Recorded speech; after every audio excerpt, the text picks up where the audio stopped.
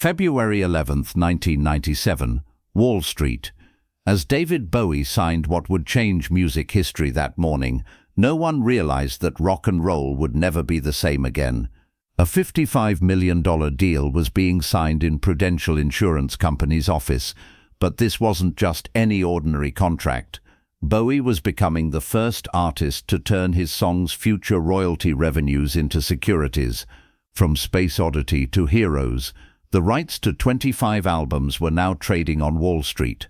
This crazy idea didn't just make Bowie rich, it completely transformed the entire music industry. If you're listening to this story and want to learn more, please don't forget to subscribe, because the truth behind David Bowie's financial genius will reveal the amazing story of how music and money got married. In the final months of 1996, David Bowie was obsessively tracking the development of the internet from his Soho home in New York. The 49-year-old rock legend had seen something that most musicians couldn't understand. The digital revolution was going to fundamentally change the music industry. He spent hours online every day, examining websites and trying to predict how music would be consumed in the future. During this period, Bowie said these surprising words in an interview: "The internet isn't just a tool, it's a revolution that will change the social structure." Bowie's interest in technology wasn't limited to just curiosity. He foresaw the collapse of the traditional music industry and was calculating what this meant for royalty rights. Record sales would decline, radio revenues would drop, but at the same time, music would be played everywhere. What was the smartest move in this complex situation? Bowie decided to look for the answer on Wall Street. The meetings Bowie had with his financial advisor David Pullman during this period were very special. Pullman remembers, "David told me he didn't want to sell his songs but needed a large amount of cash. Then he said something very strange: 'Can we think of my songs like a company?' At that moment I couldn't understand what he meant. When Pullman first heard Bowie's proposal, he thought it was impossible. Music royalties had never been viewed as securities before, but Bowie's vision was different. He saw his songs as revenue-generating assets and wanted to offer these assets to investors. It was as if he was the CEO of his own music and was going to sell company shares. Pullman's research on Wall Street yielded promising results. New financial instruments like mortgage-backed securities had been developed, and a similar model could be applied to music. The idea was simple but revolutionary. Calculate the royalty income from Bowie's songs for the next 15 years, issue bonds guaranteed by these revenues, and sell them to investors. The beauty of this system was this: Bowie wouldn't lose ownership of his songs, he would just convert future income into immediate cash. After 15 years, all rights would return to him. Meanwhile, investors would also earn regular income from the popularity of Bowie's music. However, to make this idea reality, Bowie's music catalogue needed to be analyzed. 25 albums from Space Oddity to his 1990s albums and over 300 songs were examined. Each song's radio play rates, physical sales figures, sync rights, and international revenues were calculated. The result was surprising. The Bowie catalogue was generating $2 million in regular annual income. The first presentations on Wall Street were received very coldly. Most investment banks found this idea too risky. "Music is like fashion," they said. "What's popular today can be forgotten tomorrow." But Pullman and Bowie didn't give up. They knew that Bowie's music was timeless. Finally, Prudential Insurance Company showed interest. Prudential's portfolio manager Michael Kramer was impressed when he examined the Bowie catalogue. Songs like Heroes, Let's Dance, and Space Oddity weren't just hits, they were cultural icons. These songs had been playing for 20 years and showed no signs of stopping. Kramer's analysis was very detailed. Bowie's songs weren't just played on radio, but were constantly used in films, commercials, TV shows, and various media. Space Oddity was played on every NASA space mission. Heroes was used in sporting events. Under Pressure was a song every generation discovered. This diversity ensured stable revenues. Prudential's risk analyst team studied the Bowie catalogue for 6 months. The result: 15-year bonds could be issued with a 7.9% interest rate. This was quite an attractive return rate for that time. When the deal was signed on February 11, 1997, music history had been made. The announcement of Bowie bonds created an earthquake effect in the music industry. Rolling Stone magazine came out with the headline, "Rock Star Becomes Wall Street Star." Variety used the headline, "Music Meets Money." No one had ever seen anything like this. Initial reactions in the music industry were mixed. Some executives saw Bowie as a genius, while others criticized this move as turning music into a commercial commodity. But the numbers spoke. Bowie had made $55 million overnight and still owned his songs. Music moguls like David Geffen immediately rolled up their sleeves for similar deals. "Bowie was a pioneer again," Geffen said. "He's always seen the future." Warner Music's chairman Mo Ostin was more cautious. "This model is only suitable for artists with very large catalogs. Not every musician can be Bowie." The reaction on Wall Street was very positive. The bonds sold at a 102% premium on the day they were issued, meaning investors were willing to pay more than their normal value. This became an indicator of confidence in Bowie's music. So why did Bowie want this money? At that time, he was at the peak of his career. His albums were selling, concerts were selling out. But Bowie had big plans in mind. First, his marriage to Iman and luxury lifestyle required major expenses. Renovating his Soho home in New York, building an art collection, and travel cost millions of dollars. Second, Bowie wanted to invest in internet technologies. He had launched the BowieNet project, and this was critical for being at the forefront of the digital transformation in the music industry. Starting an internet company, developing technology, and investing in digital music platforms required major capital. Third, and perhaps most importantly, Bowie wanted to secure his future income stream. The music industry was changing, and it was unclear what this change would lead to.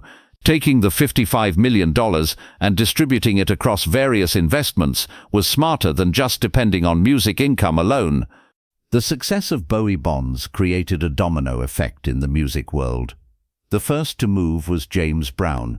In 1999, the funk legend securitized his own catalog and obtained $30 million. Brown's catalog wasn't as diverse as Bowie's, but classics like "I Got You" and "Papa's Got a Brand New Bag" offered stable income guarantee. The duo Ashford and Simpson turned their own songs into securities for $25 million in 2000. Iron Maiden made a similar deal in 2004. Even rapper Jay-Z considered securitizing his catalog in 2007, but later gave up. The biggest deal came from Rod Stewart. In 2008, the Scottish singer signed a $162 million bond deal. Stewart's songs like "Maggie May," "Die You Think I'm Sexy" and "Sailing" were the type loved by a very wide demographic. This trend peaked in the mid-2000s. Catalog monetization had become a new field in the music industry. Investment banks were establishing music departments and hiring music catalog specialists. Bowie used the money from Bowie bonds wisely. He established BowieNet Internet Service Provider, and when this became operational in 1998, it was a revolutionary step. He was the first musician to have his own ISP. BowieNet wasn't just providing internet access. It gave subscribers special email addresses, early music access, exclusive content and chat rooms. This was a precursor to today's fan club applications. Bowie also invested in various technology companies. He closely followed Napster's rise and understood that digital music platforms were the future. In 2000, he invested in a music site called ultrastar.com. His most important investment was in livebid.com in 1999. This site was a live auction platform and was one of the first examples of e-commerce. Bowie played both investor and customer roles here, selling pieces from his art collection to gather capital for new investments. The 2008 global financial crisis tested Bowie bonds. Like all investment instruments, the collapse that started with the mortgage crisis also reflected on music-backed securities. Many analysts had predicted that Bowie bonds would become worthless, but the result was surprising. Bowie's songs were very little affected by the economic crisis. People cling to music more during hard times, and songs like "Heroes" and "Space Oddity" continued to give hope. Radio play rates didn't decline, and film and TV usage increased. Moody's credit rating agency re-evaluated Bowie bonds after the crisis and maintained its rating. This showed how resilient Bowie's music was against economic fluctuations. Other music bonds issued during the same period weren't so lucky. James Brown bonds lost value because funk music's appeal was more limited. Iron Maiden bonds also struggled due to metal music's niche nature. When the 15-year term of Bowie bonds expired in 2012, David Bowie made a very smart move. He bought back all rights by making early payments to bondholders. At this point, the music industry had completely changed. Platforms like Spotify, iTunes, and YouTube had entered the scene. On these new platforms, Bowie's music had become much more valuable. With the growth of streaming services, Space Oddity was being listened to millions of times daily. Each play brought micropayment, and this was far above previous predictions. Bowie's timing was perfect. The rights he bought back in 2012 left a much more valuable catalogue to his heirs when he died in 2016. The estate's 2021 sale deal to Warner Music was $250 million, 4.5 times the value of Bowie bonds. This showed how forward-thinking Bowie was. He had not only made $55 million, but had also made a perfect exit at the right time. The impact of Bowie bonds wasn't limited to just finance. This model made artists look at their own creativity from a different angle. Music began to be seen not just as art, but also as an investment vehicle. Record labels were also affected by this model. Giant companies like Universal Music and Sony Music began to securitize their own catalogs. Universal's 2021 deal with Pershing Square was the corporate version of the Bowie model. In the streaming age, this model became even more important. Companies like Hipgnosis Songs Fund established funds that invested in music catalogs, specifically following the Bowie model. These funds created a $1 trillion market by purchasing catalogs from Paul McCartney, Neil Young, and Bob Dylan. Even blockchain technology and NFT music projects were inspired by Bowie bonds.